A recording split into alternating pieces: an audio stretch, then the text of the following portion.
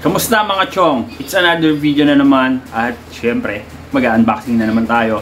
Kararating lang ng ating parcel from Shopee. Ito, mainit-init pa. Tara, buksan na natin to. Ngayon na, huwag na natin patagalin pa. Okay mga chong, buksan na natin to.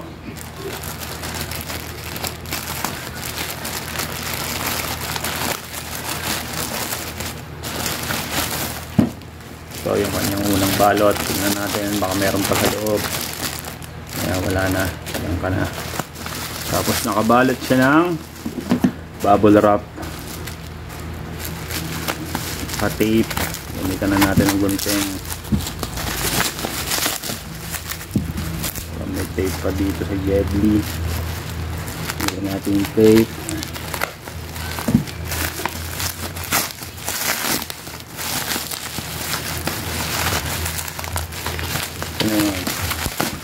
Yun.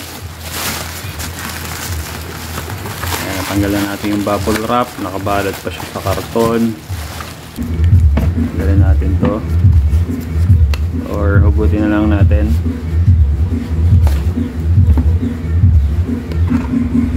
Forma ng background music, budots. Ayan, wala na naman.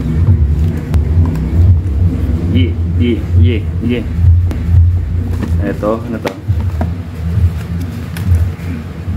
Ito yung warranty certificate. So in-order natin to from JG Superstore, or also known as One Gadget. Ayan, diyan ka na. Doon. So ito yung in-order nating Boya by LM20. Ito yung kanyang box. By LM20 yan, Boya. Lavalier microphone for GoPro cameras, perfect for GoPro, Hero 4, Hero 3 Plus, Hero 3, Hero 2 camcorders. Yan yung nasa harapan ng kanyang box. Ito merong picture ng GoPro Hero 3. Tapos ito yung mic lavalier or lapel dito sa gilid, and lavalier microphone by LM20. Tapos dito merong ayun, kung ano yung nandito rin siya. Ang dami niyang inaakyat. Sa likod, ayan, may mga details na nakasulat. Basahin nyo na lang. Hindi na natin mababasa yan isa-isa. Papatagal pa tayo. Dito sa gilid, ganun din. Parehas lang. Dito sa ilalim, wala na. Ito sa taas, yung kanyang handle, yung sabitan. Tapos, buksan na natin. Siyempre, unboxing nga ito eh. Bagong-bago, parang brand new. So binili natin to para sa ating GoPro Hero 5. So may GoPro mic adapter naman tayo, kaya panigurado naman siguro naman gagana to sa ating GoPro Hero 5. Ayun, may nalaglag. So, ano yun? May nalaglag na naman. Yung mga nalaglag. Tapos, ayan, wala nang laman. Ano tong mga to? Boya Qualified Certificate. Upon inspection and test, this product is qualified. Zengen J's Photo Industrial. Tapos may QR code. Sa likod, ganun din. Mandarin, Chinese. Diyan ka na. Hindi kita maintindihan. Dito, meron siyang warranty card. Yan, yung mga paperworks niya. Dito, yan, hindi nyo mababasa yan. Pero kung marunong kayo, mababasa nyo yan. Diyan ka na. Ito naman yung kanyang manual. Yung model mismo nung siguro to, yung adapter. Meron din siyang adapter yan. Ano lang, manual lang yan. Ito, meron silica gel. Ganyan. Bawal yan sa mga bata, mga hayop. So, ito na yung laman nung ating Boya by LM20. Sa ilalim, wala na. Ito na mismo yon, yung mic nila. Ito may kasama siyang adapter, mini USB, tapos 3.5 na jack. Siguro kung ang camera mo or yung GoPro mo ay mini USB, ito gagamitin mo. Hindi pa ako nakahawak ng kahit ano doon sa nabanggit. Ito kasi yan, yung nabanggit ni Boya na for GoPro cameras, perfect for GoPro Hero 4, Hero 3 Plus, Hero 3, Hero 2. Yan, ng mga GoPro. Hindi pa ako nakahawak niyan, kaya hindi ko alam kung ano nga ba talaga, o kung sino sa kanila yung mini USB, o baka lahat sila naka mini USB.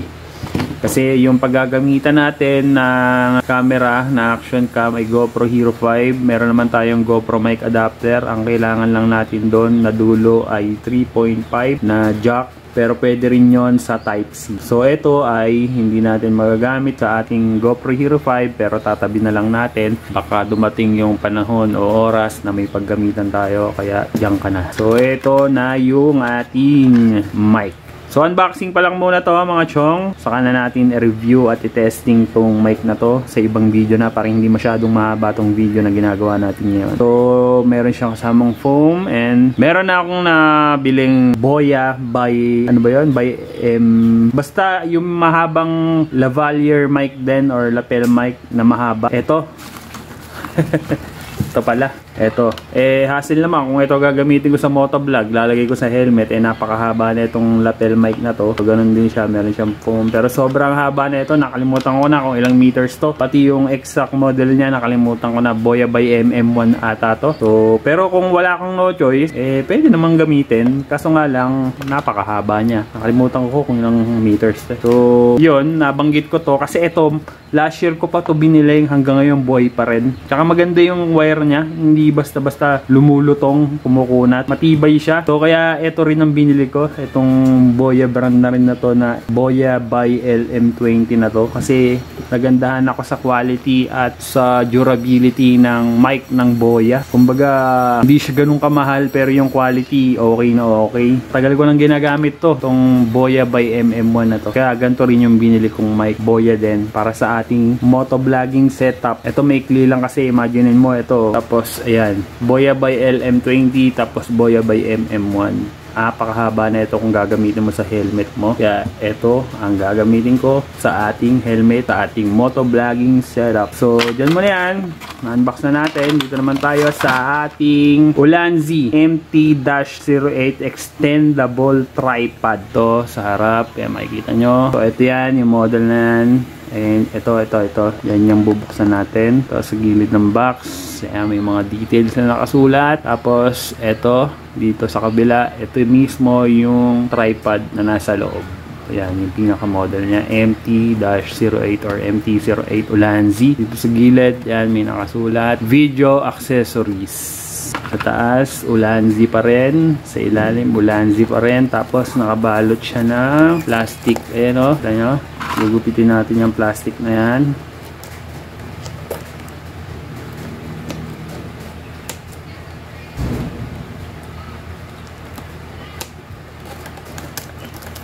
Ayan, para mabuksan natin. Siyempre. Yan, unbox nga natin eh. Hindi natin bubuksan. Ayan, ginupit ko na lang dito para nakabalot pa rin siya ng plastic. Buksan na natin, no? Ang haba na ng video na to. 10 minutes na. Didiskartehan ko na lang. Ayan, dito sa loob, wala na, dyan ka na. Ito na mismo yung mini tripod. Dito merong ganun din, Ulanzi Qualified Certificate Inspection blah blah blah. Ayan, parang QC nila yan. Dyan ka na. Tapos ito yung kanilang mini tripod. So mini lang talaga siya, no? Ayan, no? Mini lang talaga. Ayan yung kamay ko. Mini lang talaga tong camera na to. So para dun sa ating GoPro din. Pero pwede rin naman sa ibang camera to. Ay, hindi pala siya na ano. Paano ba to? Ah, ayun pala. Ayan, ganyan siya oh. Mini lang talaga. Meron pa dito eh. Oh. Ilayin pa natin. Sagad na ba yan? Ah, sagad na. Oh, mini lang talaga siya. Oh. Ganyan.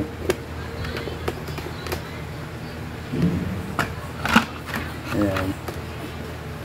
Mini tripod lang talaga. Ayan. Tapos ang cute niya lang.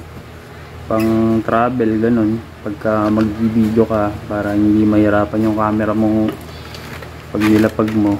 Diba? Ganun lang. Ayan. Mini lang talaga. Kaya nga mini eh. Tapos naka ano siya, ball mount.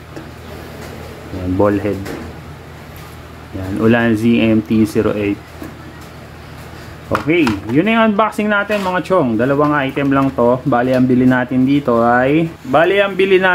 mga chong, magsimula tayo dito sa una nating binuksan, yung Boya by LM20 na mic, Valier mic para sa ating motovlogging setup. Lalagyan natin sa helmet. Ang bili natin dito ay 333 pesos.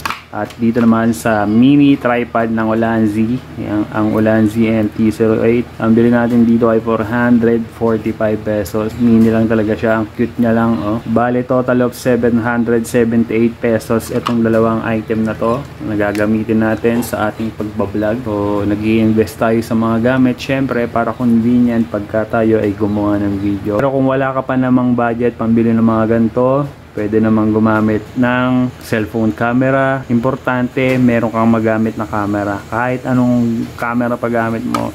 Pero syempre, kung meron ka naman budget at kaya mo naman pag-ipunan, mag-invest ka rin sa mga gamit at malaking bagay din yon para sa pagbablog mo. Tapos sa vlogging, tiyagaan lang, no? Huwag ka lang susuko. Gawa ka lang ng gawa ng content. Gawa ka lang ng gawa ng video. At balang araw, mapupunta rin tayo sa kung saan natin gustong mapuntang landas, di ba? Malay natin, di ba? Try lang ng try, wala namang mawawala kung susubukan natin. So yun, hanggang dito lang tong video na to mga chong. Yan, nagsalita pa ako, nagbigay pa ako ng mga